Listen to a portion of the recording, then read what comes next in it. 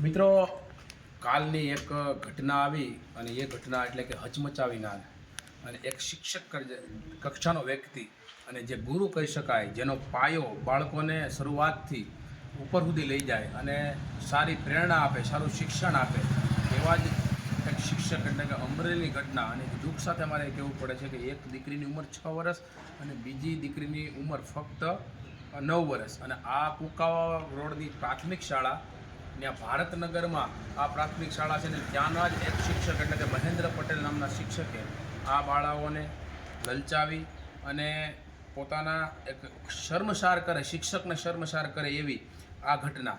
અને એ બાળાઓ સાથે આણે એવું કૃત્ય કર્યું જેની સામે દુષ્કર્મ કર્યું, જ્યાં દીકરીઓની સામે. અને આ મહેન્દ્ર પટેલ નામનો આ જેનું માનસિક રીતે ખરાબ ન કહી શકાય, કારણ કે શિક્ષક દરજાનો વ્યક્તિ તો બહુ હોશિયાર હોય, પણ આવા શિક્ષકોના હિસાબે આવી બાળાઓને માણસો નિશાળે કેમ મોકલે, એવી જ ઘટના આવી છે.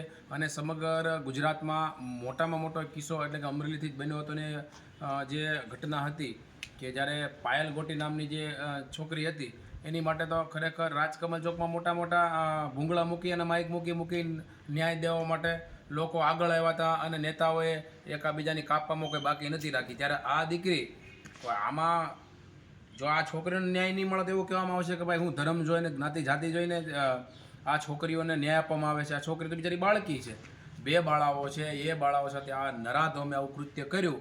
તો હવે કેટલાક આંદોલન થાય છે, અમરેલી બંધ રહેશે કે નહીં, રાજ્યસભામાં વિધાનસભામાં આનો પ્રશ્ન ઊભો થાય છે કે કેમ, એ આગળ જોવાનું રહે. અને આ નરાધમ જે પોલીસ સ્ટેશનમાં પોતાનું મું છુપાવતો ઊભો છે, એ પણ તમને વિડીયો હું નાખું છું, તમે જો મિત્રો.